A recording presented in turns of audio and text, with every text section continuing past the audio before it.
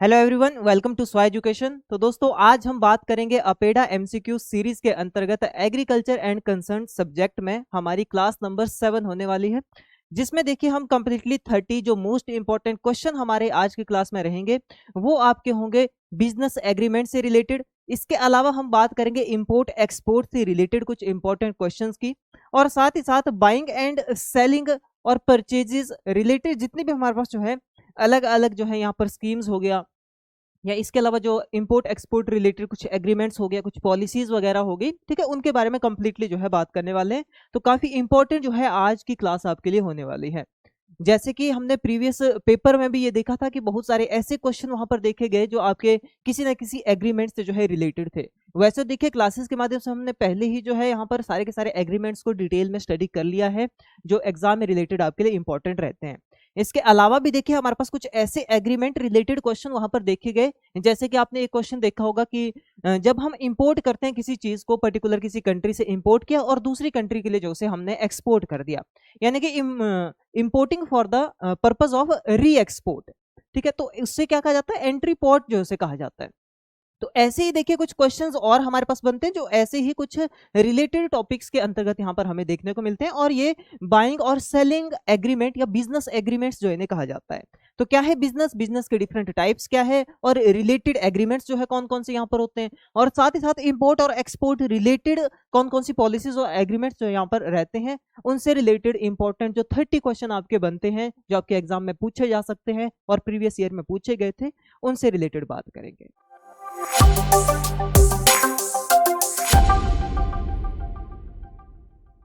आगे बढ़ते हैं क्लास में। देखिए सबसे पहले क्वेश्चन पर आते हैं। तो सबसे पहला क्वेश्चन पूछा गया, देखिए हमसे, which of the following business structure is characterised by unlimited liabilities and single ownership. तो देखिए बिजनेस से रिलेटेड क्वेश्चन है, बिजनेस के टाइप रिलेटेड क्वेश्चन है आपके पास।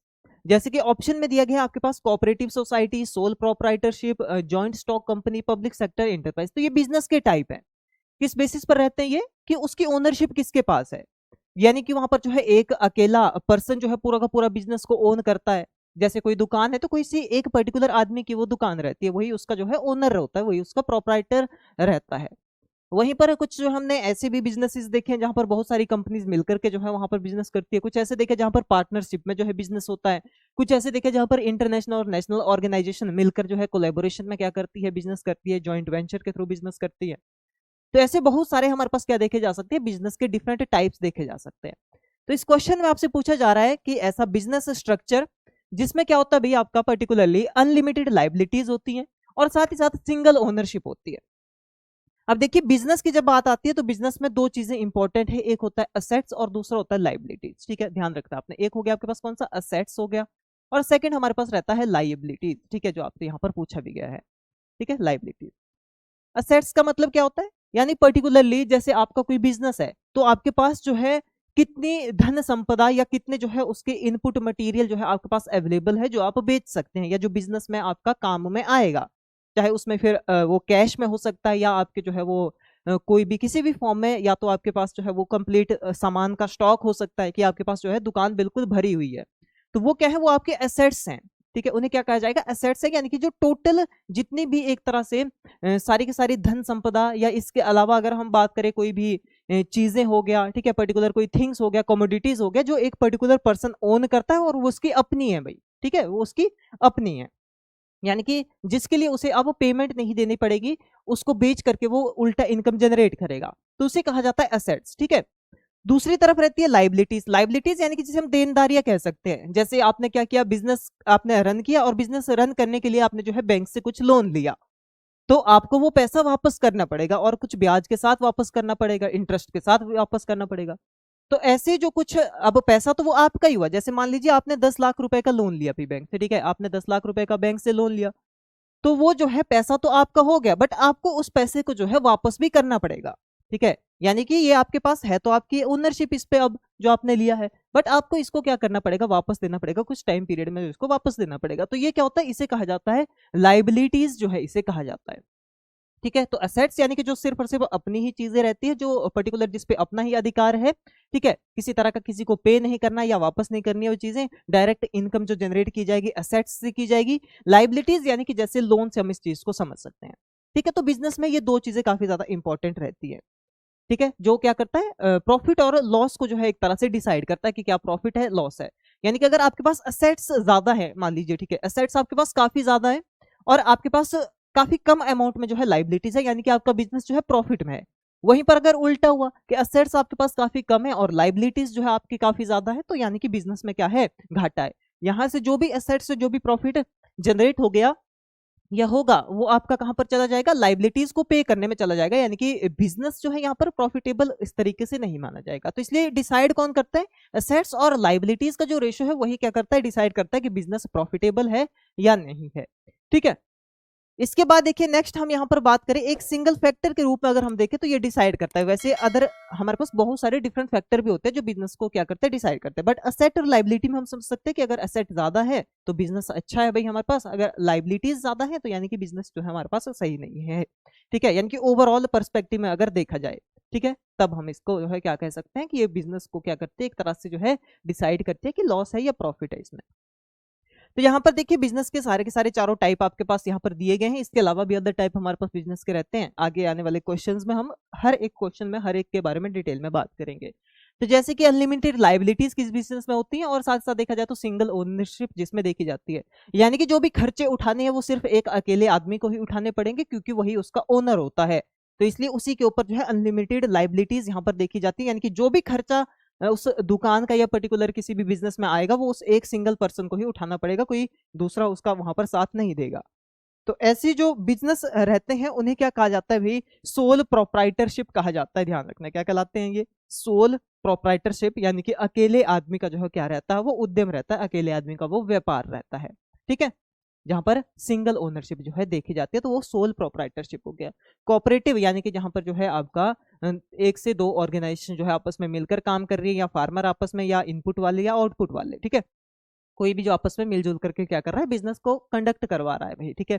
फिर जॉइंट स्टॉक कंपनी आता है और इसके बाद जो है पब्लिक सेक्टर इंटरप्राइजेस जो हमें देखने को मिलते हैं। जॉइंट स्टॉक कंपनी क्या होती है, नॉर्मली जहां पर जो है आपका पर्टिकुलरली क्या देखा जाए, एक तरह से जो है कुछ पर्संस क्या करते हैं यहाँ पर आपस में मिलजुल करके जो है क्या करेंगे, बिजनेस को जो है एक तरह से चलाएंगे। यानी कि यहाँ पर कोई ओनरशिप ज्यादातर नहीं देखी जाती, कोई होगा तो होगा कि किसी ने वो स्टार्ट किया होगा, पर्टिकुलर कोई इंडस्ट्री है कुछ है उसको स्टार्ट जरूर किया होगा, बट वहां पर जो है फिर अलग अलग पार्टनर्स जुड़ते जाते हैं या अलग अलग जो है पर्सन उसमें जुड़ते जाते हैं, फिर किसी एक के पास जो है ये सोल जो प्रोप्राइटरशिप है वो नहीं रह पाती इसमें। इसके अलावा पब्लिक सेक्टर इंटरप्राइजेस, जैसे कि जो सिर्फ और सिर्फ पब्लिक के लिए, पब्लिक की डिस्ट्रीब्यूशन के लिए या पब्लिक के एक तरह से पर्टिकुलर उनके फायदे के लिए जो बिजनेसेस वगैरह रन होते हैं, जैसे बैंक सबसे बड़ा एग्जांपल इसका रहता है। जो बैंक खोले गए हैं वो पब्लिक के लिए खोले गए हैं, पब्लिक अपना पैसा वहां पर जमा करती है, वहां से लोन ले सकते हैं, तो वो पब्लिक इंटरप्राइजेस के अंतर्गत आएगा, ठीक है भाई। चलिए आगे बात करते, देखिए Amul is an example of which form of business organisation. तो देखिए जो अमूल है पर्टिकुलर देखा जाए तो एक तरह की काफी बड़ी प्रोसेसिंग इंडस्ट्री है, ये जो डिफरेंट टाइप ऑफ मिल्क और जो मिल्क रिलेटेड प्रोडक्ट होते हैं उसको मैन्युफैक्चर करते हैं, ठीक है। तो यहाँ पर इनके लिए जो रॉ मटेरियल आता है, यानी कि जो मिल्क आएगा वो कहाँ से आता है, जो डेयरी फार्मर्स होते हैं, ठीक है, कहाँ से आएगा, जो डेयरी फार्मर्स रहेंगे। अब ऐसा भी नहीं है कि जो अमूल है देखिए काफी बड़ी कंपनी है ये तो हम जानते हैं, वहीं पर ओवरऑल देखा जाए तो कंट्री में, पूरी की पूरी कंट्री में इसका डिस्ट्रीब्यूशन का काम है, प्रोडक्ट को पूरी की पूरी कंट्रीज में ये बेचता है। तो यहाँ पर सिर्फ और सिर्फ एक फार्मर से ये इस तरह से मिल्क वगैरह परचेज नहीं करते या मिल्क खरीदते नहीं है, तो यानी कि ये ग्रुप ऑफ फार्मर से खरीदते हैं, और वही ग्रुप ऑफ फार्मर क्या कर सकते हैं, आपस में मिलजुल करके जो है एक डिसीजन ले सकते हैं कि हम जो है अमूल वालों को अगर ये दूध देंगे या ये डेयरी जो भी उनके पास मटेरियल है वो अगर देंगे, ठीक है, तो उसको एक पर्टिकुलर दाम पे देना है, नहीं तो हम कंपनी की बात नहीं मानेंगे। तो वो उन्होंने क्या किया, एक तरह से कॉपरेशन उन्होंने किया, और वैसे ही उसी कोऑपरेटिव जो उन्होंने एक प्राइस सेट कर लिया, डिसाइड कर लिया, तो उस पे जो है राजी हो जाती हैं जो अमूल ऑर्गेनाइजेशन, वो भी उस पे राजी हो जाती है। तो उससे फायदा किसका होता है, अमूल जो ऑर्गेनाइजेशन उसको रॉ मटेरियल मिल गया अच्छे दामों में, साथ ही साथ जो डेयरी फार्मर है जिनसे वो ले रहे हैं मिल्क प्रोडक्ट, मिल्क वगैरह, तो उनको भी फायदा हो रहा है। तो ऐसी जो ऑर्गेनाइजेशन होती है जो कॉर्पोरेशन में काम करती है वो क्या कहलाती है भी आपका, उसे कहा जाता है कोऑपरेटिव सोसाइटी कहा जाता है इसे, ठीक है, कोऑपरेटिव सोसाइटी जो इसे कहा जाता है। जैसे कि एक ओवरऑल जो कॉर्पोरेशन में जितने सारे फार्मर्स जो हैं जुड़े हुए हैं, एक दो तीन, ठीक है, जितने भी जुड़े हुए हैं आपस में, सारे के सारे कैसे हैं, बिल्कुल कोऑपरेटिव हैं, ठीक है। तो वो क्या कहलाएगा आपका कोऑपरेटिव सोसाइटी जो है ये कहलाती है। तो जो अमूल है वो कोऑपरेटिव सोसाइटी का एग्जाम्पल देखने को हमें मिलता है, ठीक है। तो वो ध्यान रखना काफी इंपॉर्टेंट रहता है ये कि अमूल ऑर्गेनाइजेशन किस तरह की जो है ऑर्गेनाइजेशन है, ठीक है। तो ना वो गवर्नमेंट है, ना प्राइवेट ना कह सकते हैं उसे, और साथ ही साथ जो है पब्लिक सेक्टर भी नहीं कहा जा सकता, कोऑपरेटिव सोसाइटी आएगी, ठीक है। जॉइंट वेंचर आप जानते हैं, यानी कि एक से दो जब कंपनी मिलकर के क्या करती है, किसी काम को शुरुआत करती है, किसी काम का शुरुआत करती है, तो वो जॉइंट वेंचर कहलाता है, ठीक है। सोल प्रोप्राइटरशिप हमने देख लिया कि जो अकेला बिजनेस ओनरशिप होती है, और पब्लिक सेक्टर यानी कि बैंक जैसे जो हमारे पास ऑर्गेनाइजेशन है, ठीक है। आगे देखिए बात करते हैं यहाँ पर, विच of the following is a disadvantage of a partnership businesses. देखिए पार्टनरशिप बिजनेस में सबसे बड़ी डिसएडवांटेज जो है क्या देखी जाती है, जहां पर जो है बिजनेस, मान लीजिए कोई दो दोस्त थे, ठीक है, उन्होंने क्या किया, पार्टनरशिप में काम किया, ठीक है। एक था ए, एक था बी, दोनों ने यहाँ पर क्या किया, पार्टनरशिप में जो है कोई बिजनेस जो है ओपन किया, ठीक है। अब पार्टनरशिप आप जानते हैं, यानी कि जो भी खर्चे वगैरह आएंगे, या जो भी उसमें जो है खर्चा होगा, या जो भी इन्वेस्टमेंट करनी पड़ेगी, या जो भी सामान लाना पड़ेगा बिजनेस में, वो दोनों की जिम्मेदारी रहेगी, ठीक है। क्या रहेगी, दोनों की जिम्मेदारी रहेगी, और दोनों में वो 50-50% जो है यहाँ पर बांटा जाएगा, ठीक है। वो भी डिपेंड करता है कि पार्टनरशिप कितने कितने परसेंट के, अगर मान लीजिए 50-50% पार्टनरशिप है, तो 50-50% वहां पर योगदान भी उसमें उन्हें देना पड़ेगा। तो ये जो डिसएडवांटेज देखी जाती है यहाँ पर पार्टनरशिप बिजनेस की, वो क्या रहती है आपके पास, कि यहाँ पर जो है अनलिमिटेड लाइबिलिटीज हमें देखने को मिलती हैं। कोई भी बिजनेस है, बिजनेस में तो वहां पर लाइबिलिटीज जरूर रहेंगी, और ये जो पार्टनरशिप बिजनेसेस रहते हैं यहाँ पर जो है अनलिमिटेड लाइबिलिटीज देखी जाती है, यानी कि जो भी खर्चे यहाँ पर होंगे दोनों के ऊपर यहाँ पर आएंगे। यानी ऐसा नहीं कि देखिए मान लीजिए पर्टिकुलरली, वैसे तो यहाँ पर सारी की सारी चीजें जो है बिल्कुल आपस में मिलजुल करके की जाती हैं, ठीक है। डिसीजन कोई होगा मिलजुल करके किया जाता है। मान लीजिए अगर जो है यहाँ पर जो पार्टी बी है, वो जो है यहाँ पर क्या कर रही है, अपने हिसाब से कोई डिसीजन उन्होंने लिया, और वो अच्छा डिसीजन है, और ये भी उस पर मान गए भाई, तो यहाँ पर दोनों को उसमें क्या करना पड़ेगा, इन्वेस्ट करना पड़ेगा, जो खर्चा उसमें आ रहा है दोनों को उसका जो है एक तरह से क्या करना पड़ेगा, इनपुट उसमें लगानी पड़ेगी भाई दोनों को। तो ऐसे जो बिजनेसेस हैं उन्हें हम क्या कहते हैं, पार्टनरशिप बिजनेसेस कहते हैं, जहां पर फायदा भी बराबर का है, बट वहां पर योगदान भी बराबर ही देना पड़ेगा। बट एक यहाँ पर जो है डिफिकल्टी देखी जाती है, डिसएडवांटेज देखी जाती है, कि यहाँ पर अनलिमिटेड लाइबिलिटीज जो है हमें देखने को मिलती हैं, ठीक है। अनलिमिटेड लाइबिलिटीज, जितने भी खर्चे आएंगे वो दोनों में जो है यहाँ पर बंटेंगे, और जितनी बार भी यहाँ पर कोई भी इन्वेस्टमेंट होगी, कुछ भी खर्चा होगा, तो वो हमेशा जो है यहाँ पर खर्चा आता ही है, तो अनलिमिटेड लाइबिलिटीज जो है यहाँ पर देखी जा सकती है। तो वो प्रोप्राइटरशिप में भी अनलिमिटेड लाइबिलिटीज है, और आपका जो ये पार्टनरशिप है, ठीक है, पार्टनरशिप वाले बिजनेस में भी अनलिमिटेड लाइबिलिटीज जो है यहाँ पर देखी जाती है। इसके बाद देखिए नेक्स्ट बात करें, Reliance industries limited represents which type of ownership structure. देखिए यहाँ पर ये पूछा गया कि जो रिलायंस इंडस्ट्रीज लिमिटेड है वो किस तरह का ओनरशिप स्ट्रक्चर है, यानी कि यहाँ पर जो है ये एक अकेले आदमी की ये पूरी की पूरी इंडस्ट्री है रिलायंस इंडस्ट्रीज लिमिटेड, या सोल प्रोप्राइटरशिप जिसे हम कहते हैं, या ये कोऑपरेटिव सोसाइटी है एक तरह की, या ये जॉइंट स्टॉक कंपनी है, या ये एक पब्लिक सेक्टर एंटरप्राइज है। तो यहाँ पर देखिए सोल प्रोप्राइटरशिप भी ये नहीं है। जैसे अगर हम बात करें यहाँ पर रिलायंस इंडस्ट्री, भले ही शुरुआत जो है इसकी एक स्पेसिफिक पर्सन ने की थी, ठीक है, जो अंबानी फैमिली आप जानते हैं, इसके एक तरह के ओनर माने जाते हैं, बट जो है ये सिर्फ उन्हीं की ओनरशिप के बेसिस पर सारा का सारा काम नहीं करती है, जो ये रिलायंस इंडस्ट्री लिमिटेड रहता है। ये क्या करता है, डिफरेंट जो शेयर मार्केट हो गया, स्टॉक मार्केट हो गया, उसके जो इन्वेस्टर्स वगैरह होते हैं, ठीक है, तो ये शेयर रिलेटेड परचेजिंग, शेयर को परचेज करना, शेयर को बेचना, ठीक है, buying and selling of share, वो सारे के सारे काम इन्वेस्टर्स यहाँ पर आकर के इन्वेस्ट करते हैं। तो हर एक पर्सन जो है यहाँ पर क्या कर सकता है, अपनी जो है यहाँ पर देखा जाए तो जो भी उनके बिजनेसेस रिलेटेड कुछ जो एक तरह के कुछ पर्टिकुलर उन्होंने डिसीजन लेने हो वो भी ले सकते हैं भाई, ठीक है। स्टॉक मार्केट, मान लीजिए किसी ने इसके स्टॉक खरीद लिए, शेयर्स खरीद लिए, तो उस वक्त वो उससे रिलेटेड कुछ काम करेगा, कैसे उसे मैनेज करना है, मेंटेन कैसे करना है स्टॉक को, वो काम करेंगे। तो इस तरह से देखा जाए स्टार्ट भले ही ये एक सिंगल पर्सन ने की थी, बट ये अभी जो है देखा जाए तो सोल प्रोप्राइटरशिप के अंतर्गत नहीं आती है, ठीक है। तो ये ध्यान रखना आपने। तो ये क्या आपके पास जॉइंट स्टॉक कंपनी है, ध्यान रखना है कैसी है ये, जॉइंट स्टॉक कंपनी है, जहां पर बहुत सारी कंपनी, छोटे छोटे जो इन्वेस्टर्स वगैरह रहते हैं वो क्या करते हैं, इन्वेस्ट यहाँ पर करते हैं। ये सोल प्रोप्राइटरशिप के अंतर्गत नहीं आती है, ठीक है। इसके बाद देखिए which organisation is a classic example of a public sector enterprise PSC in agriculture. देखिए एग्रीकल्चर रिलेटेड कौन सी जो है इनमें से पब्लिक सेक्टर एंटरप्राइज है, यानी कि जो पब्लिक के लिए क्या करती है, यहाँ पर काम करती है। देखिए यहाँ पर ऑप्शन दिए गए हैं नाबार्ड, सेकंड दिया गया है देखिए इफको, थर्ड दिया गया है आईटीसी लिमिटेड, और फोर्थ दिया गया अमूल। जैसे अमूल हम जानते हैं ये तो हो गया बाहर, क्योंकि ये आता है कोऑपरेटिव सोसाइटी के अंतर्गत, ये पब्लिक सेक्टर एंटरप्राइज के अंतर्गत नहीं आता है। आईटीसी लिमिटेड यानी कि जो इन्फॉर्मेशन टेक्नोलॉजी कम्युनिकेशन रिलेटेड जो भी इंडस्ट्रीज वगैरह हमारे पास देखने को मिलती है, या अगर स्पेसिफिक आईटीसी लिमिटेड की बात करें तो ये एक तरह से नॉर्मली देखा जाए तो ये कम्युनिकेशन रिलेटेड काम करेंगे, या कोई जानकारी रिलेटेड, नेटवर्किंग रिलेटेड जो इनका क्या रहेगा, काम रहेगा। तो स्पेसिफिकली सिर्फ एग्रीकल्चर के लिए नहीं, दूसरे सेक्टर में भी इन्वॉल्व है ये। इसके बाद देखिए इफको ऑर्गेनाइजेशन आता है, यानी कि जो आपके पास Indian farmer and fertiliser corporation limited रहता है, ठीक है। तो ये जो आपके पास इफको है, जैसे हम जानते हैं फर्टिलाइजर की कंपनी है एक तरह की, बट ये भी कैसी है, ये मल्टी स्टेट जो है एक तरह का बिजनेस है, भाई मल्टी स्टेट बिजनेस है ये, ठीक है। कैसा, ये मल्टी स्टेट एंटरप्राइज है ये,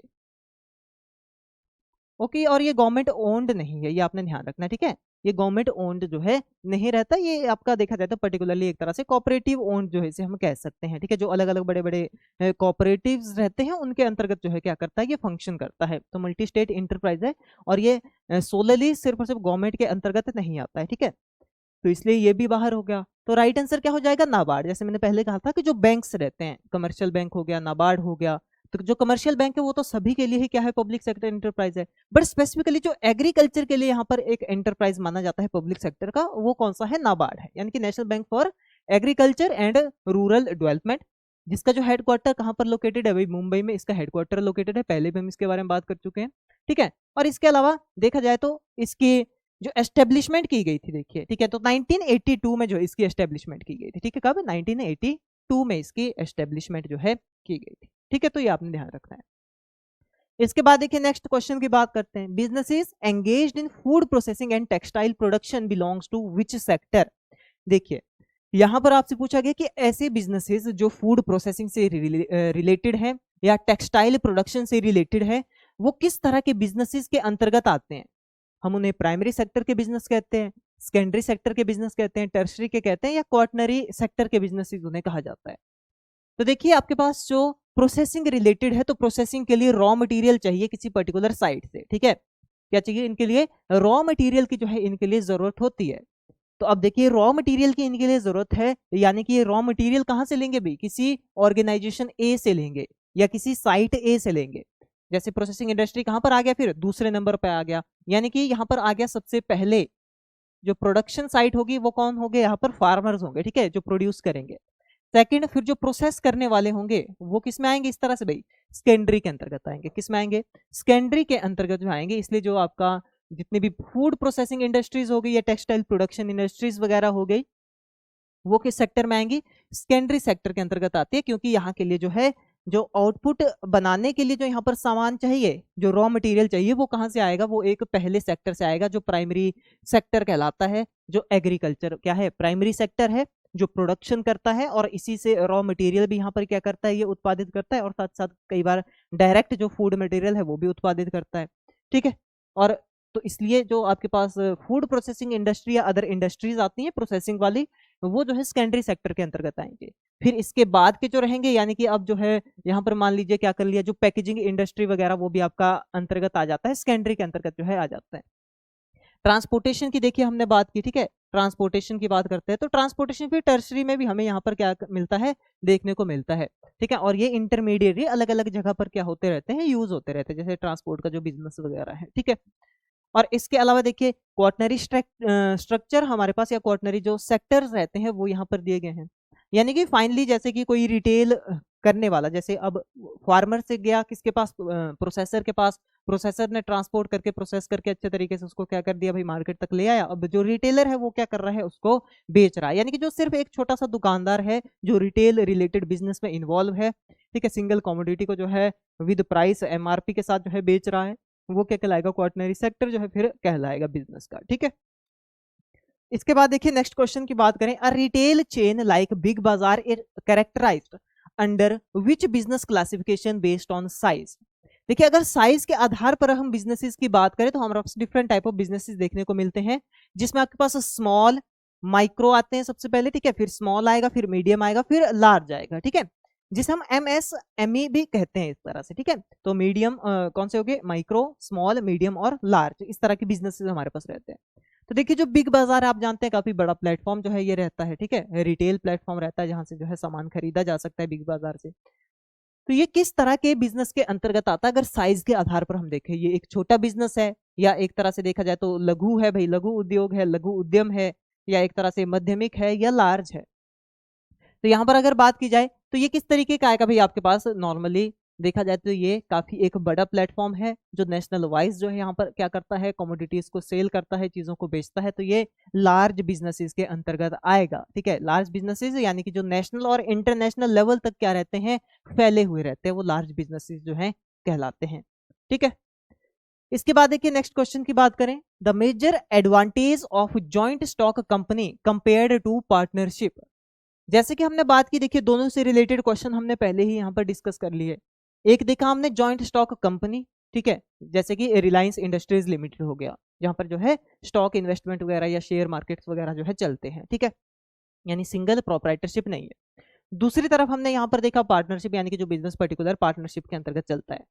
तो यहाँ पर मेजर एडवांटेज क्या है जॉइंट स्टॉक कंपनी की, अगर हम उसको पार्टनरशिप वाले बिजनेस से कंपेयर करते हैं, तब जो है इसमें क्या जो है एक तरह से बेनिफिट देखे जा सकते हैं। तो देखिए यहाँ पर large capital and limited liabilities, second देखिए ईज ऑफ फॉर्मेशन, ठीक है, या थर्ड देखिए यहाँ पर दिया गया कि unlimited liabilities of share holders, या इसके अलावा full control by a single person. तो देखिए जॉइंट स्टॉक कंपनी में हमने पहले ही बात कर ली कि इसमें एक सिंगल पर्सन का फुल कंट्रोल जो है नहीं होता है। ठीक है, तो ये तो बाहर हो गया।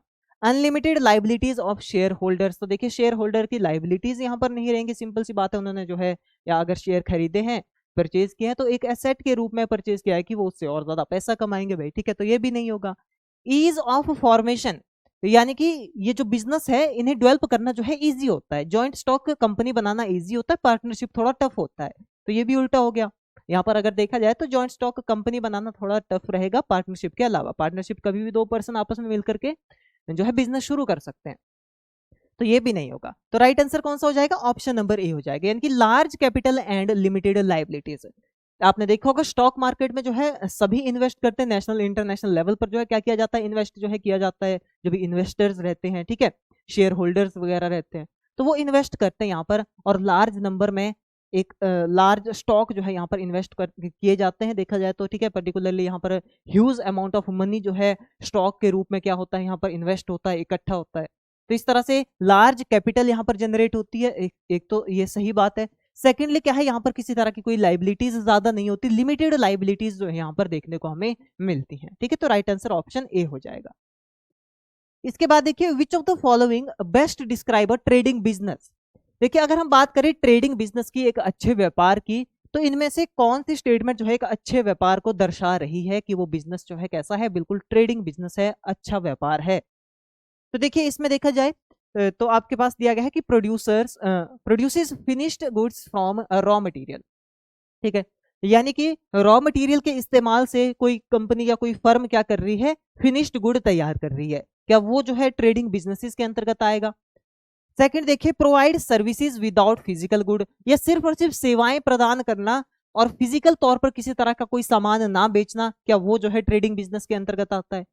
तीसरा देखिए buys and sells goods without changing form, या किसी भी गुड्स को एक तरह से खरीदना या उसे बेचना बिना उसकी फॉर्म को चेंज किए, लगातार उसको खरीदना बेचना जो है वो बिजनेस कहलाता है, ट्रेडिंग बिजनेस कहलाता है।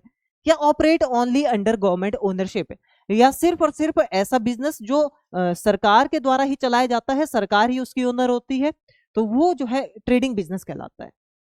तो देखिए यहाँ पर जो मोस्ट अप्रोप्रिएट आंसर हमारे पास रहेगा वो क्या है आपके पास भाई, पर्टिकुलरली जो व्यापार होता है, ट्रेड होता है, जिसे हम जो है ट्रेडिंग बिजनेस कह सकते हैं, वो ऐसा व्यापार होगा जहां पर हमें बनी बनाई चीज मिले, सिर्फ हम उसको खरीद रहे हैं, बेच रहे हैं, सिर्फ और सिर्फ वहां पर व्यापार हो रहा है, ना कोई प्रोसेसिंग हो रही है, ना कोई गुड्स वहां पर तैयार हो रही है, बस फाइनल फॉर्म में हमारे पास चीजें पहुंची, हमने फाइनल फॉर्म में ही बिना कोई चेंज किए उसे जो है क्या कर दिया, बेच दिया। तो वो क्या होता है, वो होती है ट्रेडिंग, वो होता है व्यापार।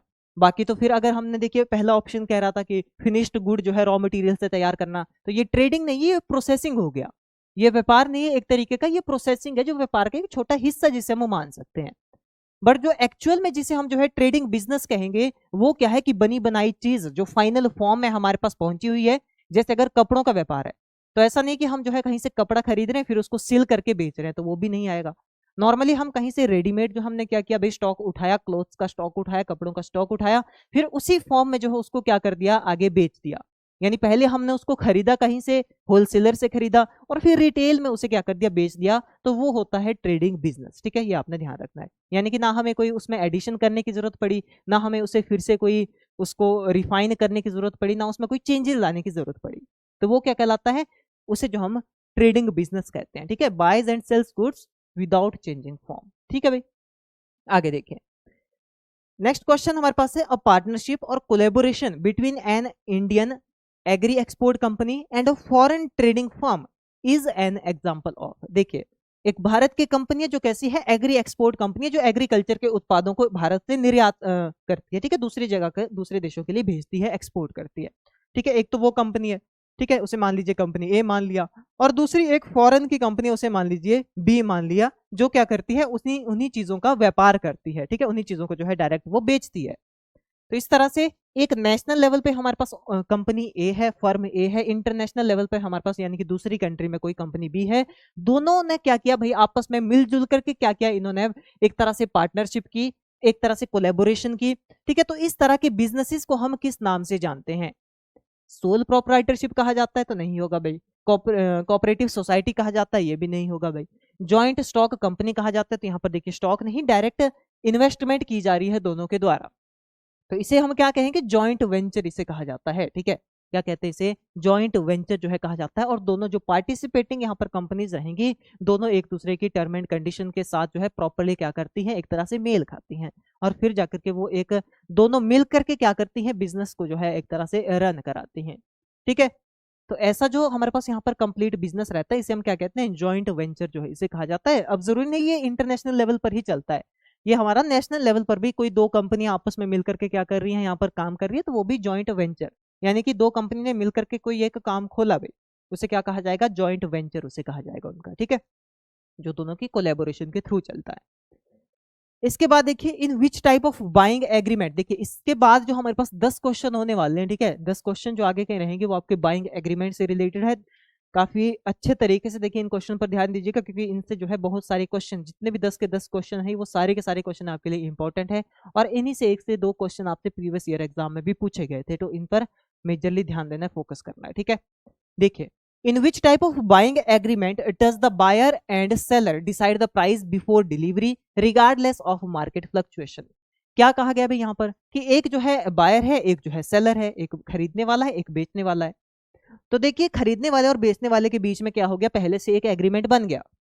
ठीक है, क्या हो गया, पहले से जो है सेलर ने यहाँ पर प्राइस डिसाइड कर दिया कि इतने प्राइस में जो है उसे वो बेचेगा चीजें। ठीक है, दोनों ने जो है सहमति ले ली, उसमें फिक्स हो गया प्राइस, और फिर जाकर के मार्केट में चाहे किसी भी तरह का प्राइस जो है चल रहा हो, उसमें उसके आधार पर किसी भी तरह के चेंजेस जो उसमें नहीं लाए जाएंगे, जो एक बार फिक्स प्राइस हो गया वो हो गया। तो ऐसी जो एग्रीमेंट है, जो बाइंग एग्रीमेंट क्या किए जाते हैं, यहाँ पर पहले ही डिसाइड कर लिए जाते हैं, और फिर जो प्राइस की जो प्रोडक्ट की डिलीवरी है वो बाद में की जाएगी। ठीक है, डिलीवरी बाद में होगी, पहले पूरा का पूरा एक एग्रीमेंट बन जाएगा, जिसमें प्राइस जो है पहले ही मेंशन कर दिया जाएगा कि इतना होगा। अब आगे चाहे मार्केट में कितना भी प्राइस उसका चाहे गिरे, चाहे बढ़े, चाहे घटे, जो प्राइस वहां पर निर्धारित किया गया है, डिसाइड किया गया है, उसी पे जो है चीजें खरीदी जाएंगी या बेची जाएंगी। ठीक है, तो ऐसे जो एग्रीमेंट हमारे पास देखने को मिलते हैं, उन्हें हम क्या कहते हैं भाई, फिक्स्ड प्राइस एग्रीमेंट कहते हैं। ठीक है, ध्यान रखना आपने, क्या कहते हैं उन्हें, फिक्स्ड प्राइस एग्रीमेंट कहते हैं, जहां पर पहले ही डिसीजन कर लिया जाता है कि प्राइस जो है चीजों का क्या रखा जाएगा। ठीक है, और उसके बाद जो है चीजों को डिलीवर कर लिया जाता है, तो वो क्या कहलाती है, फिक्स प्राइस एग्रीमेंट कहलाता है। ओके, ध्यान रखना है। बाकी के जो दिए गए हैं आगे सभी के हम जो है यहाँ पर क्वेश्चन डिस्कस करते हैं। ठीक है, इसके बाद देखिए नेक्स्ट है हमारे पास, under which buying agreement does the buyer pay actual production cost plus a fixed profit margin to the seller. ठीक है, जैसे ए जो है यहाँ पर क्या है, सेलर है। ठीक है, चलिए यहां से मान लेते हैं कि जो एस है, ठीक है, एस जो है सेलर है, और बी जो है यहाँ पर बायर है। ठीक है, एस से सेलर, बी से बायर। तो यहाँ पर क्या कहा गया कि जब देखिए सेलर से जो बायर खरीदेगा जब चीजें, तो यहाँ पर ये जो इसको प्राइस पे करेगा, एक तो वो प्राइस किस तरह का होगा कि जो उसकी कॉस्ट आई है प्रोडक्शन में, उसको तो वो जोड़ेगा ही जोड़ेगा उसमें, इसके अलावा प्लस जो है उसमें जो उसके फायदा होना है थोड़ा बहुत। ठीक है, प्रॉफिट मार्जिन के साथ जो उसको वो पैसा देगा। ठीक है, कॉस्ट और साथ में प्रॉफिट मार्जिन जो है एक्स्ट्रा से उसमें जोड़ा जाएगा, फिर ये पूरा का पूरा जो पैसा है ये जाएगा किसको, सेलर को। तो ऐसा जो यहाँ पर हमारे पास क्या रहता है, ये जो बिजनेस एग्रीमेंट है, इस तरह के बिजनेस एग्रीमेंट को क्या कहा जाता है? जैसे हमने पहले देखा कि जिसमें पहले से ही प्राइस डिसाइड कर दिया गया हो, मार्केट फ्लक्चुएशन पर डिपेंड नहीं करता हो, वो तो हो गया फिक्स प्राइस एग्रीमेंट। दूसरा यहाँ पर क्या कहा जा रहा है, ध्यान से समझिएगा फिर से एक बार, कि सेलर ने क्या किया, बायर को चीजें जो है यहाँ पर इसने क्या किया, सेल की कमोडिटीज, ठीक है, इसने जो है यहाँ से सेल की कमोडिटीज। अब ये क्या करेगा, इसको पेमेंट करेगा, ठीक है, क्या क्या करेगा, इसको पेमेंट करेगा। तो ये जो पेमेंट करेगा वो पहले देखेगा इसकी कॉस्ट कितनी आई, एक तो वो हो गया पहले से, प्लस उसमें इसको प्रॉफिट भी हो भाई सेलर को, उसके साथ प्रॉफिट के साथ जो है कॉस्ट ऑफ प्रोडक्शन क्या आई उसको मिलाकर के जो एक तरह का कंप्लीट पैसा इसको जो सेलर को देगा वो, ठीक है। तो इस तरह के जो एग्रीमेंट्स रहते हैं, इन तरह के एग्रीमेंट्स को क्या कहा जाता है, इसे हम फिक्स प्राइस एग्रीमेंट कहते हैं, या जो है इसे आउटपुट कॉन्ट्रैक्ट कहा जाता है, या कॉस्ट प्लस एग्रीमेंट कहा जाता है, या इसे एस्क्रो एग्रीमेंट कहा जाता है। तो देखिए ध्यान देना है, ऐसे जो एग्रीमेंट्स हैं वो कॉस्ट प्लस एग्रीमेंट कहलाते हैं, जैसे नाम से ही पता चल रहा है, ठीक है। कॉस्ट जो प्रोडक्शन में कॉस्ट आई प्लस जो प्रॉफिट मार्जिन बनता है उसका उस पर, ठीक है, सेलर का, तो वो जो है बायर के द्वारा सेलर को दिया जाता है। तो ऐसे जो एग्रीमेंट्स हैं उसे हम कॉस्ट प्लस एग्रीमेंट कहते हैं, ठीक है।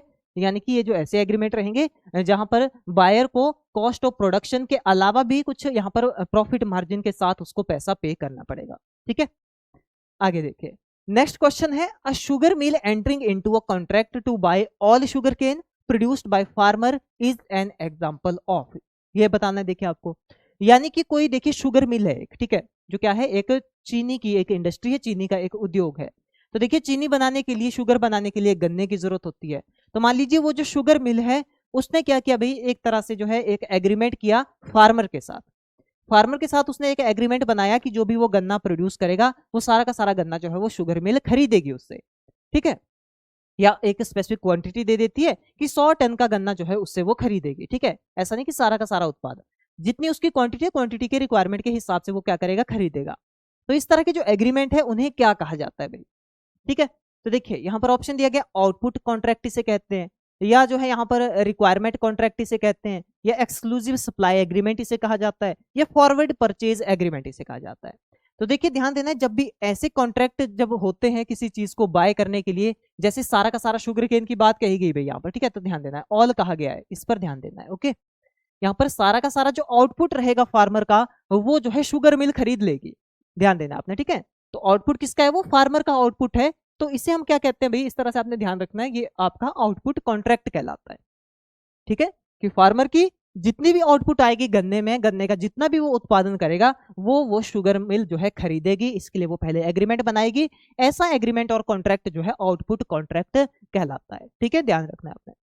देखिए सारे सारे काफी इजी एग्जांपल के माध्यम से देखिए हम यहाँ पर ये स्टडी कर रहे हैं, डिस्कस कर रहे हैं। अब इससे रिलेटेड कुछ और क्वेश्चन भी आपके पास बन करके आ सकते हैं, जरूरी नहीं सेम टू सेम ये क्वेश्चन आए, बट आपको जो है एक तरह से ध्यान हो कि एग्रीमेंट जो है यहाँ पर डिनोट किस चीज के लिए कर रहा है, ठीक है।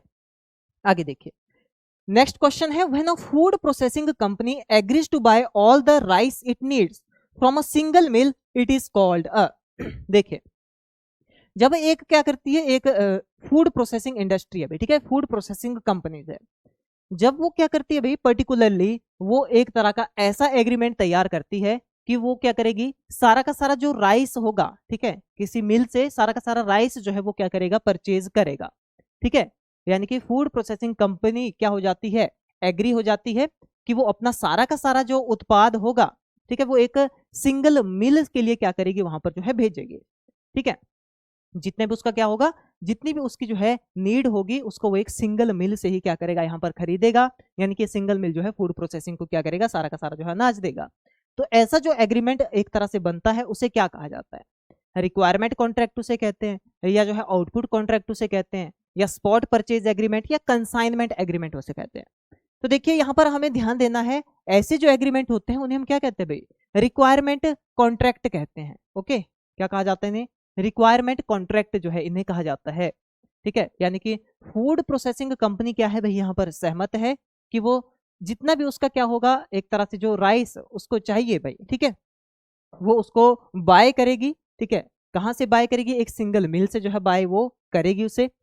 तो यानी कि जितना, जैसे यहाँ पर क्या है भाई, to buy all the rice it needs, यहां से आपने ध्यान रखना है, राइस इट नीड्स, नीड्स की मतलब क्या है कि रिक्वायरमेंट कितनी है उसकी, ओके। यानी कि जितने की उसको जरूरत है उतना वो खरीदेगी। तो वो ऐसी क्या है, नीड की मतलब क्या है, सिंपल सा हो गया रिक्वायरमेंट। तो इससे आपने ध्यान रखना है, अगर यहाँ पर सारा का सारा पर्टिकुलर जो जरूरत है उस कंपनी की, अगर वो सारा का सारा किसी एक सिंगल मिल से खरीद रही है तो वो सारी सारी रिक्वायरमेंट को अपनी पूरी कर दी है। तो इस तरह से ऐसे कॉन्ट्रैक्ट को हम रिक्वायरमेंट कॉन्ट्रैक्ट कहते हैं कि जितनी रिक्वायरमेंट है वो एक जगह से उसको पूरा कर लेगी। ठीक है भाई, तो वो क्या है आपका रिक्वायरमेंट कॉन्ट्रैक्ट जो है कहलाता है। ठीक है भाई, आगे देखिए, a dairy company sign a deal with a milk producer who agrees to supply milk only to them and no other buyer. This is an example of, देखिए एक डेयरी कंपनी है, ठीक है, उसने जो है एक मिल्क उत्पादक के साथ, जो दुग्ध उत्पादक करते हैं, ठीक है, ऐसे किसानों के साथ क्या कर लिया उसने, जो है एक तरह से एग्रीमेंट किया। जैसे ये जो है मिल्क प्रोड्यूसर है मान लीजिए, ठीक है, मिल्क प्रोड्यूसर है यहाँ पर, ओके, दूसरी तरफ क्या है हमारे पास, एक डेयरी कंपनी है, ठीक है, एक जो है डेयरी कंपनी है। अब ये डेयरी कंपनी ने क्या किया भाई, इस प्रोड्यूसर के साथ एक तरह का कॉन्ट्रैक्ट बनाया, ठीक है, कि ऐसा कॉन्ट्रैक्ट बनाया कि ये मिल्क प्रोड्यूसर जितना भी मिल्क प्रोड्यूस करेगा सारा का सारा मिल्क जो है सिर्फ और सिर्फ इन्हीं को बेचेगा, इसके अलावा किसी भी दूसरी कंपनी को नहीं बेचेगा। ठीक है, नो अदर बायर, ठीक है, किसी भी दूसरे खरीदार को ये नहीं बेचेगा। जो ये डेयरी कंपनी है जिसने इसके साथ एग्रीमेंट किया है, सिर्फ और सिर्फ इसी को जो है सारा का सारा उत्पाद ये बेचेगा। ठीक है, तो ऐसे जो कॉन्ट्रैक्ट है, इस तरह के एग्रीमेंट को हम क्या कहते हैं, स्पॉट परचेज एग्रीमेंट इसे कहते हैं, या एक्सक्लूसिव सप्लाई एग्रीमेंट कहते हैं, या फ्रेंचाइजी एग्रीमेंट इसे कहते हैं, या आउटपुट कॉन्ट्रैक्ट कहते हैं। तो देखिए आपने ध्यान देना है, जहां पर ये कंडीशन रख दी जाए कि आपने जो उत्पाद बेचना है सिर्फ और सिर्फ मुझे ही आप बेचेंगे, किसी और को नहीं बेच सकते, तो ऐसे जो एग्रीमेंट होते हैं उसे हम एक्सक्लूसिव सप्लाई एग्रीमेंट कहते हैं। ध्यान देना आपने, ठीक है, क्या कहलाते हैं वो, एक्सक्लूसिव सप्लाई, यानी कि जहां पर टर्म आए नो अदर बायर, कि किसी दूसरे खरीदार को आप नहीं बेच सकते, सिर्फ मुझे ही बेचना पड़ेगा, तो ऐसे एग्रीमेंट को हम एक्सक्लूसिव सप्लाई एग्रीमेंट के नाम से जानते हैं। ध्यान देना है, काफी इंपॉर्टेंट है ये। ठीक है, आगे बात करते, देखिए, exporter contracting farmer to deliver crops at a pre agreed price for the next season represents which agreement. देखिए कोई एक्सपोर्टर है, ठीक है, क्या है, एक्सपोर्टर है, जो दूसरी कंट्री के लिए क्या करेगा, उत्पादों को भेजेगा। ठीक है, वो एक्सपोर्टर क्या करता है, फार्मर के साथ कॉन्ट्रैक्ट करेगा। ठीक है, कॉन्ट्रैक्ट करेगा, ओके, किसके साथ कॉन्ट्रैक्ट करेगा, जो प्रोड्यूसर है भाई उन चीजों का। तो प्रोड्यूसर कौन होता है, फार्मर होता है भाई। ओके, तो ध्यान देना है, एक्सपोर्टर ने जो दूसरी कंट्रीज के लिए क्या करेगा, एक्सपोर्ट करेगा कमोडिटी को, उसने बनाया एक एग्रीमेंट फार्मर के साथ, और उस एग्रीमेंट में, उस कॉन्ट्रैक्ट में जो है ये उसने मेंशन किया कि आगे आपने जो भी उत्पाद आप अगले सीजन में उगाएंगे वो सारा का सारा उत्पाद जो है मैं खरीदूंगा। ठीक है, और पहले से ही उसके लिए क्या हो जाएगा, एक प्राइस जो है रख दिया जाएगा, और दोनों उस प्राइस पे सहमत होंगे, एक्सपोर्टर भी सहमत है और जो फार्मर है, प्रोड्यूसर है, वो भी सहमत है। ठीक है, तो ऐसे जो एग्रीमेंट रहते हैं उसे क्या कहा जाता है, देखिए यहां पर कहा गया नेक्स्ट सीजन के लिए, यानी कि आज एग्रीमेंट बन रहा है कि आगे आप जो भी उत्पाद उगाएंगे नेक्स्ट सीजन में, ठीक है, उस उत्पाद को जो है मैं सारा का सारा खरीद लूंगा, प्राइस पहले से फिक्स कर दिया है मैंने भाई। तो ऐसे जो एग्रीमेंट होते हैं, देखिए उसे क्या कहा जाता है, उसे कहते हैं हम फॉरवर्ड परचेज एग्रीमेंट। ठीक है, तो यहां से आपको समझ जाना चाहिए नेक्स्ट सीजन की बात की जा रही है, तो यानी कि फॉरवर्ड सीजन की बात की जा रही है, आगे आने वाले समय की बात की जा रही है।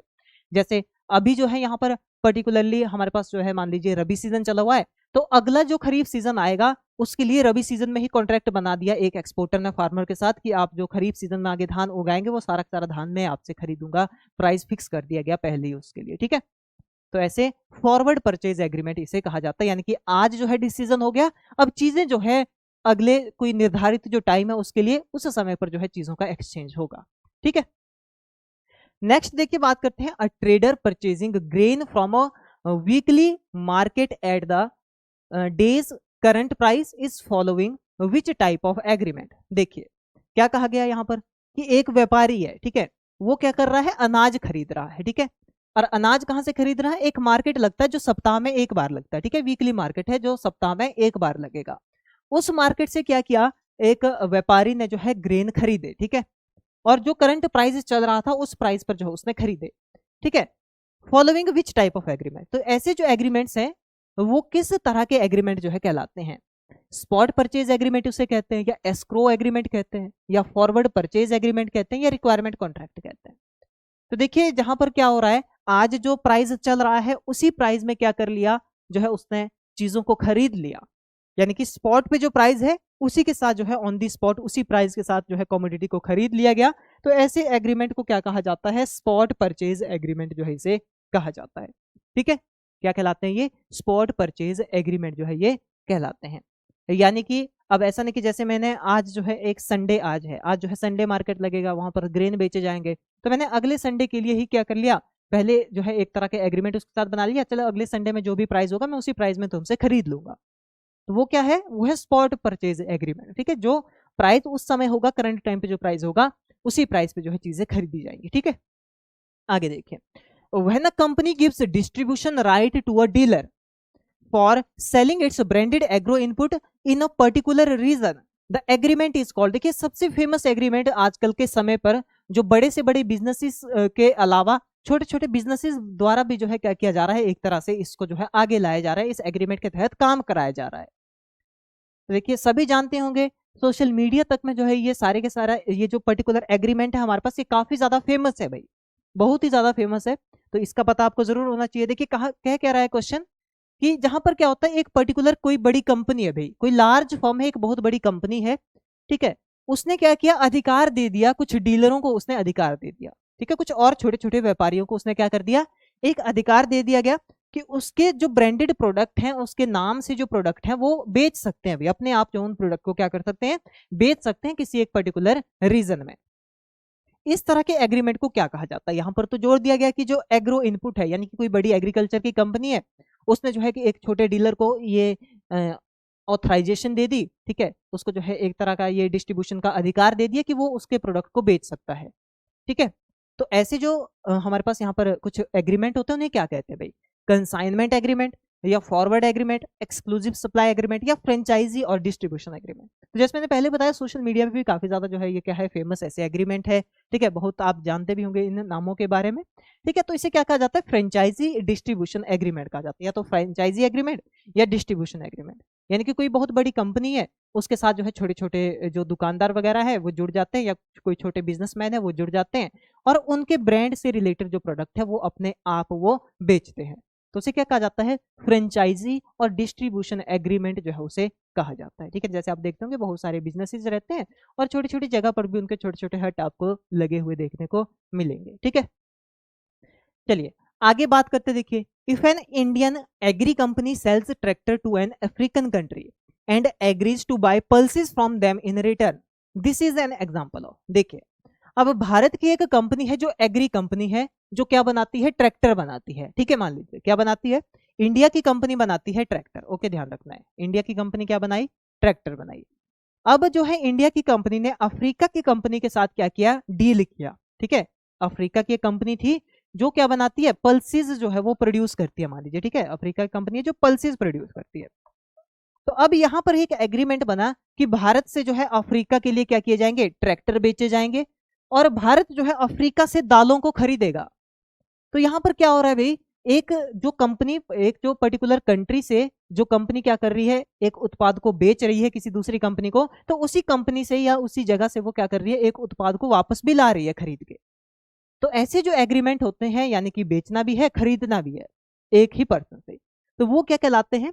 एस्क्रो एग्रीमेंट कहते हैं उसे, या इसके अलावा कंसाइनमेंट एग्रीमेंट कहते हैं, या काउंटर परचेज एग्रीमेंट कहते हैं, या स्पॉट परचेज एग्रीमेंट कहते हैं। तो देखिए इससे रिलेटेड क्वेश्चन भी पिछले एग्जाम में हमें देखने को मिला था। क्या कहलाएंगे ऐसे? काउंटर परचेज एग्रीमेंट कहलाते हैं। ठीक है, ध्यान रखना आपने। यानी कि काउंटर का मतलब क्या होता है कि जो पर्सन सेल कर रहा है, जो बेच रहा है, वो खरीद भी रहा है। ठीक है, दोनों जगह पर। जैसे यहाँ पर जो है इंडिया है, मान लीजिए इंडिया को ए मान लिया, और जो अफ्रीका है अफ्रीका को बी मान लिया। अब देखिए ए जो है ट्रैक्टर बेच रहा है, पल्सेस खरीद रहा है। अब बी क्या है? बी जो है पल्सेस बेच रहा है, ट्रैक्टर खरीद रहा है। तो यहाँ पर क्या कर रहे हैं? ये काउंटर परचेज इन्हें कहा जाता है, ऐसे एग्रीमेंट्स को। ठीक है, तो ध्यान देना है। आगे देखिए नेक्स्ट बात करते हैं, in which type of agreement does a third party hold money और goods until all condition are fulfilled ensuring trust in agri export deals. देखिए पर्टिकुलरली दो किसी कंपनी के बीच में या दो कंट्रीज के बीच में जो है यहाँ पर बिजनेस चल रहा है। मान लीजिए एक कंट्री जो है कंट्री ए है, सेकंड कंट्री जो है यहाँ पर कंट्री बी है। अब दोनों के बीच में यहाँ पर क्या चल रहा है भाई? बिजनेस जो है यहाँ पर हो रहा है, बट यहाँ पर कुछ समय ये ले रहे हैं बिजनेस की सेटलमेंट रिलेटेड। ठीक है, यानी कि सारे के सारी जो रिक्वायरमेंट है उसको फुलफिल करने में कुछ समय लगेगा। बट इनके बीच में प्रॉपर डील कराने के लिए एक थर्ड जो बीच में एक कंपनी या कोई थर्ड पर्सन जो है यहाँ पर इन्वॉल्व है, कोई ऑर्गेनाइजेशन हो सकता है, कोई कंपनी हो सकती है, या कोलैबोरेशन कराने वाली कोई एजेंसी हो सकती है, ठीक है। तो उसको मान लेते हैं सी, ठीक है, उसको हमने मान लिया सी। तो ये जो सी है यहाँ पर कंपनी, ये जो है ए और बी के बीच में जो है बिजनेस एग्रीमेंट करा रही है, और सारा का सारा जो मान लीजिए ए जो है बी को क्या कर रहा है, बेच रहा है चीजें, यानी कि बी जो है यहाँ पर क्या करेगा, इसको पैसा देगा। तो बी से इसने क्या कर लिया भाई, जो भी पैसे वगैरह की डील है वो पैसे जो है पहले डायरेक्ट ए को नहीं दिए जा रहे, बी जो है उसको किसको देगा, सी को यहाँ पर जो है पैसे देगा। और ये तब तक जो है उस पैसे को आगे ए के लिए नहीं देगी जब तक जो है प्रॉपर तरीके से इनके बीच में प्रॉपर सेटलमेंट ना हो जाए और दोनों बिजनेस के लिए सही तरीके से विद सेटिस्फेक्शन राजी ना हो जाए। तो ऐसे जो बिजनेसेस होते हैं जहां पर एक थर्ड पार्टी सारी के सारी जो डील है, सारी के सारी जो डॉक्यूमेंट है, जो पैसे वगैरह होल्ड करती है जब तक बिजनेस जो है यहाँ पर क्लैरिफाई ना हो जाए, तो ऐसे जो एग्रीमेंट्स रहते हैं उन्हें हम किस नाम से जानते हैं भाई, एस्क्रो एग्रीमेंट के नाम से जानते हैं, ठीक है, ध्यान देना है। जहां पर भी थर्ड पार्टी का नाम आए, जो बीच में एक तरह से ओनर के रूप में काम कर रही है, दोनों के बीच में डील कराने के रूप में काम कर रही है, तो ऐसे एग्रीमेंट को हम क्या कहते हैं, एस्क्रो एग्रीमेंट कहते हैं। तो देखिए ये क्वेश्चन भी प्रीवियस ईयर में आपसे पूछा गया था। तो इसके अलावा देखिए हमने 8-9 और क्वेश्चन के बारे में यहाँ पर जो है डिस्कस किया अभी, जो सारे के सारे क्वेश्चन आपके किससे रिलेटेड थे, एग्रीमेंट से रिलेटेड थे, इसीलिए सारे के सारे एग्रीमेंट पर यहाँ पर ध्यान दीजिएगा, ठीक है, काफी इंपॉर्टेंट रहते हैं। चलिए अगले क्वेश्चन पर आते हैं। Which of the following document serve as a proof that goods have been loaded on to a ship for export. देखिए जितने भी सारे यहाँ पर रूल्स होते हैं, रेगुलेशंस होती हैं कि इंपोर्ट एक्सपोर्ट किस तरीके से किया जाए, ठीक है, क्या क्या वहां पर सर्टिफिकेट वगैरह होने चाहिए। तो एक तो हमने देखा कि अपेडा का जो एक्ट है उसमें बहुत सारी चीजों के बारे में बताया गया, बट अपेडा में जो है ज्यादातर इंपोर्ट एक्सपोर्ट की गाइडलाइंस के बारे में नहीं बताया गया। वहां पर बताया गया प्रोडक्ट से रिलेटेड आपको क्या क्या चीजें अपनानी है भाई, वो बताया गया, आप क्या कर सकते हैं क्या नहीं कर सकते, वो चीजें वहां पर बताई गई, कौन कौन से प्रोडक्ट को आप कर सकते हैं, आपके लिए कौन सा सर्टिफिकेट होना चाहिए, यानी कि जो कुछ रिक्वायरमेंट है अपेडा के अंतर्गत वो पूरी होती है। बट क्या जो है इंपोर्ट एक्सपोर्ट के समय पर वहां पर करना है, ठीक है, और साथ ही साथ कौन कौन से सर्टिफिकेट आपके पास सारे के सारे होने चाहिए, रिक्वायरमेंट जो पूरी होनी चाहिए, ये सारी चीजें, कितना सामान लोड किया जाना चाहिए, ठीक है, वो सारी चीजें। तो ये सब के सब जो एक तरह से सारी की सारी गाइडलाइंस वगैरह होती हैं, ये किसके अंतर्गत आती है, ये आती है एक्जिम पॉलिसी के अंतर्गत, ठीक है, ध्यान देना किसके अंतर्गत आएंगी ये आएंगी एक्जिम पॉलिसी के अंतर्गत, जिसे हम क्या कहते हैं, एक्सपोर्ट इंपोर्ट पॉलिसी कहते हैं। ओके, ध्यान देना क्या कहलाती है ये, एक्सपोर्ट इंपोर्ट पॉलिसी, ठीक है, जिसका जो मेजर फोकस होता है इंपोर्ट से ज्यादा फोकस जो है एक्सपोर्ट पे रहता है, क्योंकि एक्सपोर्ट जो है पैसा जनरेट करता है, ठीक है।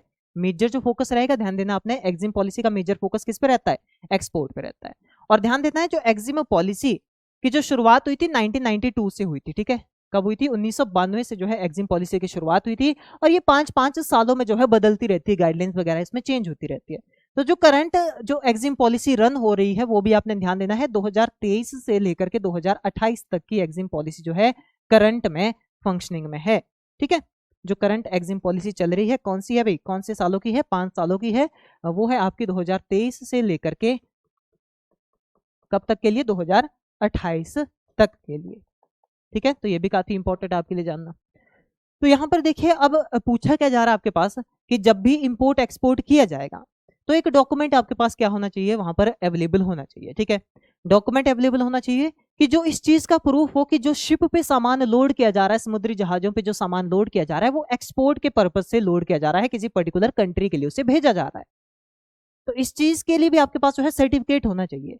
तो ये एक्जिम पॉलिसी के अंतर्गत है ये सारी की सारी गाइडलाइंस, ठीक है। तो आपने अपेडा में हमने ऐसा नहीं देखा था, ठीक है। तो ऐसा लोडिंग रिलेटेड कौन से सर्टिफिकेट वहां पर होने चाहिए, क्या समय वगैरह, वो सारी चीजें जो है एक्जिम पॉलिसी के अंतर्गत आती हैं, गाइडलाइंस रेगुलेशंस एक्जिम पॉलिसी के अंतर्गत आती हैं, ठीक है, जो किसी भी देश के फॉरेन ट्रेड को रेगुलेट करने के लिए पॉलिसी बनाई जाती है। ओके, तो यहां पर पूछा गया कि जब आप जो है सामान लोड करेंगे तो वो सामान जो है शिप में जो लोड किया जा रहा है वो एक्सपोर्ट के लिए लोड किया जा रहा है, तो उसके लिए एक प्रूफ जो होता है उस सर्टिफिकेट को हम क्या कहते हैं, बिल ऑफ लेडिंग कहते हैं उसे, या सर्टिफिकेट ऑफ ओरिजिन कहते हैं उसे, या कमर्शियल इनवॉइस कहते हैं, या लेटर ऑफ क्रेडिट उसे कहते हैं।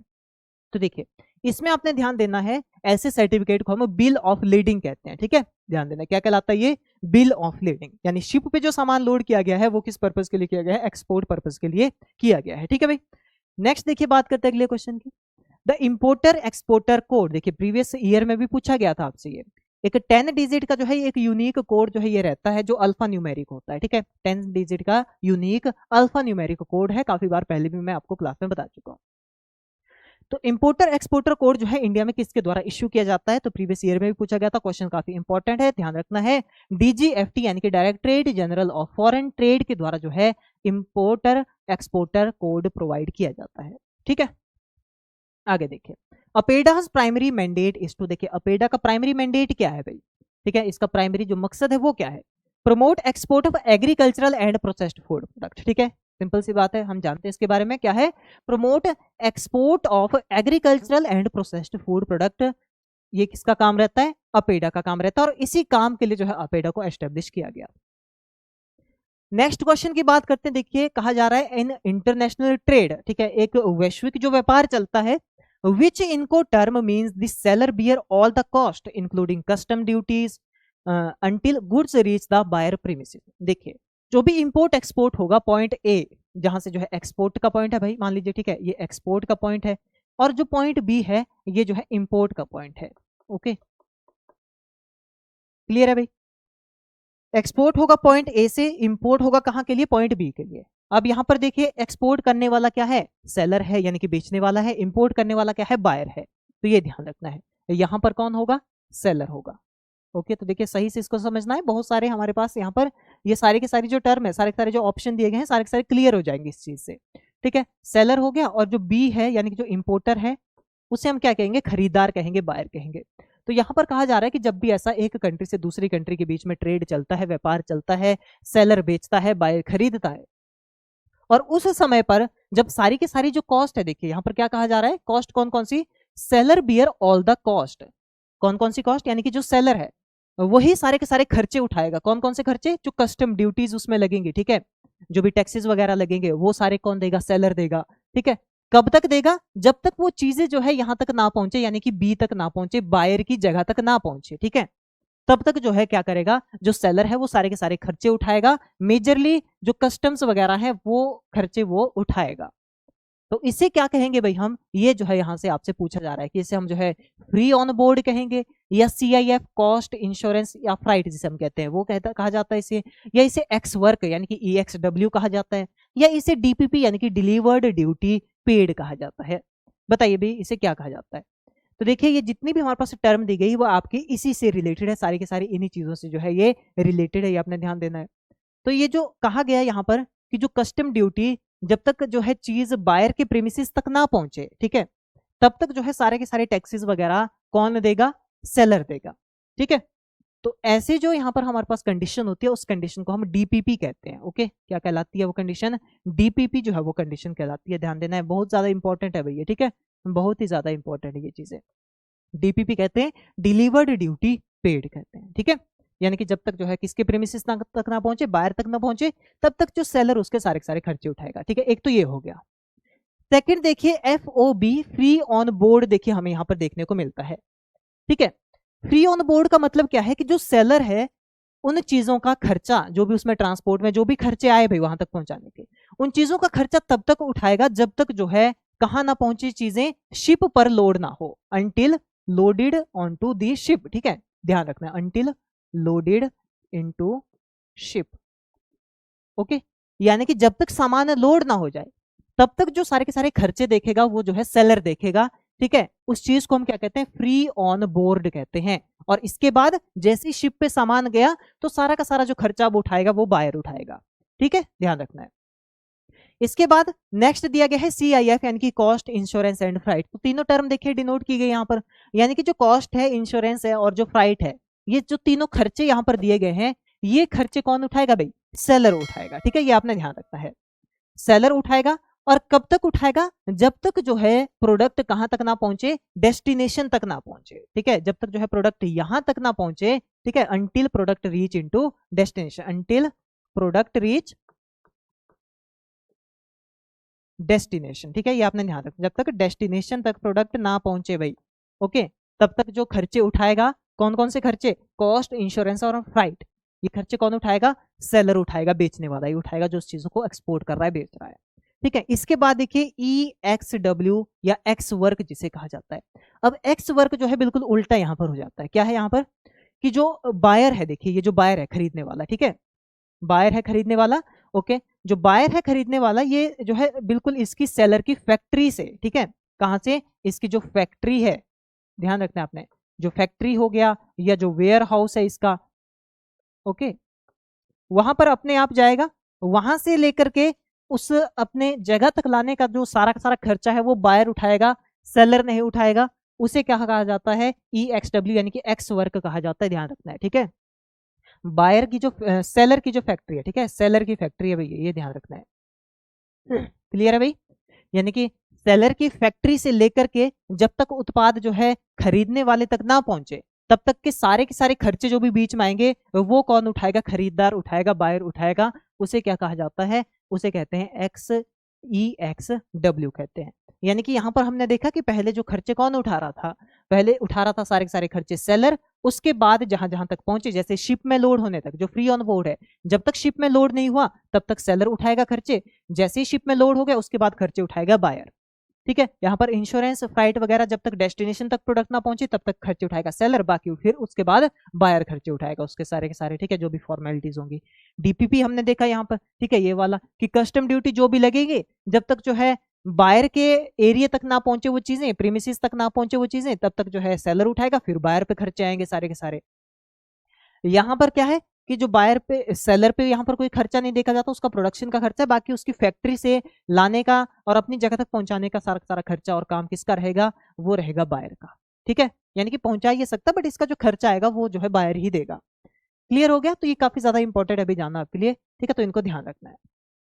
आगे देखिए, Which trade body act as an apex organization supporting Indian exporter across all sector? हमने प्रीवियस क्लासेस के माध्यम से भी ये बात की कि एक कंप्लीट हमारे पास क्या देखने को मिलती है, एक ऑर्गेनाइजेशन देखने को मिलती है जहां पर सभी जो भी इंपोर्टर एक्सपोर्टर है इंडिया के या मेजरली जो एक्सपोर्टर है इंडिया के, उनकी एक कंप्लीट यूनियन होती है, चाहे वो एग्रीकल्चर के एक्सपोर्टर हो चाहे वो दूसरी किसी भी कमोडिटी के एक्सपोर्टर हो। कंप्लीट जितने भी एक्सपोर्टर हैं भाई इंडिया में, उनकी एक कंप्लीट ऑर्गेनाइजेशन होती है जो नेशनल लेवल पर, सॉरी इंटरनेशनल लेवल पर जो है इंडिया के एक्सपोर्टर को रिप्रेजेंट करती है। तो उसे हम क्या कहते हैं भाई, FIEO यानी कि Federation of Indian Export Organisation, ठीक है, ध्यान देना, क्या कहा जाता है उसे, Federation of Indian Export Organisation के नाम से हम उसे जानते हैं। आगे बात करते देखिए, goods imported from one country and re exported, ये भी देखिए PYQ है आपका, ध्यान रखना, ये भी प्रीवियस ईयर क्वेश्चन है, ओके, यानी कि goods imported from one country and re exported to another without major processing fall under which trade. देखिए क्या है कि एक कंट्री से जो है मैंने क्या किया भाई, इंपोर्ट की चीजों को और बिना किसी प्रोसेसिंग के सेम उसी फॉर्म में जो है दूसरी कंट्री के लिए उन चीजों को मैंने बेच दिया। तो ऐसा जो इंपोर्ट है, जो री एक्सपोर्ट करने के लिए जो किया जाता है किसी कंट्री से, तो वो जो है क्या कहलाता है, ट्रांजिट ट्रेड कहते हैं, नॉर्मल एक्सपोर्ट है, एंट्री पोर्ट ट्रेड है, या आपका काउंटर ट्रेड है। तो सिंपल सी बात है, राइट आंसर क्या हो जाएगा, एंट्री पोर्ट ट्रेड जो है इसे कहा जाता है, यानी कि जो इंपोर्ट किया जाएगा वो किसी दूसरी कंट्री के लिए एक्सपोर्ट के पर्पज से किया जाएगा, ठीक है। आगे बात करते देखिए, विच policy document governs India's overall import and export regulation. देखिए यहां पर इन दिए गए ऑप्शन में से एक ऐसा पॉलिसी डॉक्यूमेंट है जो इंडिया की जो जितनी भी इंपोर्ट और एक्सपोर्ट रिलेटेड रेगुलेशन है, गाइडलाइन है, उसमें जो है प्रोवाइड की गई है। तो ऑप्शन दिया गया है एक्जिम पॉलिसी, या जिसे हम जो है FTP के नाम से जानते हैं, फॉरेन ट्रेड पॉलिसी के नाम से जानते हैं, WTO एग्रीमेंट ऑन एग्रीकल्चर है, या अपेडा एक्ट है, या कस्टम टैरिफ एक्ट है। तो देखिए पहले भी मैंने आपको बताया कि जो इंपोर्ट एक्सपोर्ट को रेगुलेट करता है, उसकी गाइडलाइन को जो एक तरह से निर्धारित करता है, वो कौन सी पॉलिसी होती है, किसी भी कंट्री की एक्जिम पॉलिसी होती है। बट जो मेजरली फोकस इसका किस पे रहता है, एक्सपोर्ट पे जो है, इंपोर्ट से ज्यादा फोकस इसका रहता है, और इसे हम FTP के नाम से भी जानते हैं। इंडिया की जो FTP है 1992 से जो इसकी शुरुआत हुई थी, पहले हम बात कर चुके हैं इसके बारे में, ठीक है, और जो करंट ईयर में चल रही है वो 2023 से 28 तक की चल रही है, 5-5 सालों में इनमें थोड़े चेंजेस आते रहते हैं, ठीक है। आगे देखिए, विच payment instrument is international trade, ठीक है, विच payment instrument in international trade is a bank guarantee that ensures an exporter will get paid if contract terms are met। देखिए यहां पर कहा गया कि बैंक जो रहते हैं भाई, ठीक है, बैंक के द्वारा एक गारंटी यहां पर प्रोवाइड की जाती है कि कोई भी पर्सन अगर इंटरनेशनल ट्रेड में इन्वॉल्व है और वो पूरी की पूरी टर्म एंड कंडीशन के साथ जो है क्या कर रहा है, वहां पर काम कर रहा है, तो उसके लिए एक गारंटीड पेमेंट, या देखा जाए तो जो भी सब्सिडीज वगैरह हो गई तो वो उसको गारंटीड वे में क्या की जाएगी, प्रोवाइड की जाएगी। तो उसे हम क्या कहते हैं, ओपन अकाउंट उसे कहते हैं, या टेलीग्राफिक ट्रांसफर कहते हैं, या लेटर ऑफ क्रेडिट कहते हैं, या बिल ऑफ एक्सचेंज कहते हैं। तो ध्यान देना है, जो ये गारंटीड टर्म रहती है बैंक के द्वारा, कि जो कॉन्ट्रैक्ट टर्म के साथ जो है मिलजुल करके क्या कर रहा है, काम कर रहा है, तो उसको जो है सब्सिडीज वगैरह या पेमेंट वगैरह उसको प्रोवाइड की जाएगी, तो वो लेटर ऑफ क्रेडिट कहलाता है, एलसी के नाम से हम उसे जानते हैं। ठीक है, आगे देखिए सेकंड लास्ट क्वेश्चन है हमारे पास, duty drawback in Indian foreign trade refers to. देखिए इंडियन फॉरेन ट्रेड की जब बात आती है तो उसमें ड्यूटी ड्रॉबैक जो टर्म है इसका क्या मतलब है। देखिए ऑप्शन दिए गए हैं, exemption from GST on imported good, कि जीएसटी नहीं देना पड़ेगा जब भी हम गुड्स को इंपोर्ट कर रहे हैं, भले इंपोर्ट ड्यूटी तो देनी पड़ती है। इसके बाद refund of custom duty on री एक्सपोर्टेड गुड, या क्या होता है यहाँ पर जो ड्यूटी ड्रॉबैक है इसका क्या मतलब है कि अगर पहले किसी पर्सन ने क्या किया भाई इंपोर्ट किया तो तब उसको इंपोर्ट ड्यूटी देनी पड़ेगी। हमने अलग अलग बात भी की है, अलग अलग कमोडिटी पे कितनी कितनी रहती है, पहले क्लासेस में जान लिया है। तो जो रिफंड ऑफ कस्टम ड्यूटीज है इसका मतलब क्या होता है कि जो कस्टम ड्यूटीज आप पे लगी, अगर आप कभी एक्सपोर्ट कर रहे हैं भाई, ठीक है, एक्सपोर्ट कर रहे हैं तो एक्सपोर्ट के समय पर आपको क्या मिलेगा, उसका इंसेंटिव मिल जाएगा, वापस मिल जाएगी, वो कस्टम ड्यूटी आपकी रिफंड हो जाएगी। ठीक है, इसके बाद देखिए reduction of HS code classification charges. ठीक है, यानी कि यहाँ पर जो एचएस कोड प्रोवाइड करने के लिए जो चार्जेस वगैरह लगते हैं वो यहाँ पर उसमें कमी आ जाती है भाई। ठीक है, उसे ड्यूटी ड्रॉबैक कहते हैं, उसको जो है चार्जेस कम देने पड़ते हैं एचएस कोड प्रोवाइड करने के लिए। या इसके अलावा देखिए where of freight charges for export, या जो है यहाँ पर एक्सपोर्ट के समय पर चार्जेस वगैरह लगाए जाते हैं। तो देखिए यहाँ पर अगर हम बात करें तो जो ड्यूटी ड्रॉबैक है उसका मतलब होता है ऑप्शन बी, यानी कि क्या रहता है भाई यहाँ पर ऑप्शन बी, यानी कि refund of custom duties on री एक्सपोर्टेड गुड्स। यानी कि पहले मैंने क्या किया, इंपोर्ट किया, तब तो मुझे इंपोर्ट ड्यूटी देनी पड़ी गवर्नमेंट को, बट जब मैं किसी एक्सपोर्ट में इन्वॉल्व हो रहा हूं तो वही जो मैंने इंपोर्ट के समय पर जो टैक्सेस वगैरह या इंपोर्ट ड्यूटी दी थी वो मुझे रिफंड हो जाएगी। ठीक है, तो वो मतलब होता है ड्यूटी ड्रॉबैक का। ओके, तो ये जो टर्म है देखिए बिल्कुल ध्यान में रखनी, इनसे क्वेश्चन बनते हैं आपके। आगे बात करते हैं कि जो फाइनल क्वेश्चन है बैलेंस ऑफ पेमेंट, यानी कि बीओपी इंक्लूड्स, बीओपी के अंतर्गत क्या आता है, बैलेंस ऑफ पेमेंट के अंतर्गत क्या क्या चीजें हमें देखने को मिलती है। Only export and import of good, सिर्फ इंपोर्ट और एक्सपोर्ट होता है जिन चीजों का वो इसके अंतर्गत आती हैं, या ओनली गवर्नमेंट ट्रेड सब्सिडीज जो है इसके अंतर्गत आती हैं, या goods services investment and transfer जो इसके अंतर्गत आता है, या ओनली एग्रीकल्चर ट्रेड डेटा जो है इसके अंतर्गत आता है। तो देखिए आपने ध्यान देना है जहां पर भी बैलेंस ऑफ पेमेंट की बात आए तो उसमें सारी की सारी चीजें आती हैं, सिर्फ और सिर्फ जो है मनी ही नहीं, गुड्स भी उसमें आएंगी, सर्विसेज भी आएंगी, इन्वेस्टमेंट्स भी आएंगे, और ट्रांसफर भी जो उसके अंतर्गत आएंगे। तो सभी चीजों को मिलाकर के हम क्या कहते हैं, बैलेंस ऑफ पेमेंट्स जो है इन्हें कहा जाता है। इंपोर्ट और एक्सपोर्ट के टाइम पर जो है ये सारी की सारी चीजें जो है ध्यान में रखी जाती हैं कि गुड्स कौन सी है, सर्विसेज क्या प्रोवाइड की जा रही है, इन्वेस्टमेंट्स जो है कितनी है, ट्रांसफर्स जो है कितने हैं। ठीक है, और किस तरीके से किया जाएगा ट्रांसफर, जैसे ओनरशिप ट्रांसफर करना हो गया, या कमोडिटीज को ट्रांसफर करना हो गया, जैसे हमने अभी देखे सारे के सारे जो क्या कि बायर से सेलर तक जब जाएगी तो कस्टम्स कौन देगा, टैक्सेस कौन देगा, कब तक देगा, ठीक है, लोड होने तक देगा या डेस्टिनेशन तक पहुंचाने तक देगा, वो सारी चीजें ठीक है बैलेंस ऑफ पेमेंट के अंतर्गत जो है आती है। ठीक है, तो देखिए इस तरह से आज की इस क्लास में हमने देखिए कंप्लीटली यहाँ पर 30 मोस्ट इंपॉर्टेंट क्वेश्चंस के बारे में बात की जो आपके अपेडा एग्जाम के लिए काफी ज्यादा इंपॉर्टेंट है। अभी फिर से एक बार बता रहा हूँ, जितने भी हमने यहाँ पर एग्रीमेंट्स देखे सारे के सारे काफी ज्यादा इंपॉर्टेंट है। बिल्कुल सीधे से सिंपल से एग्जाम्पल की मदद से देखिए हर एक एग्रीमेंट को हमने समझा, तो आपने बिल्कुल दिमाग में इनको बिठा लेना है।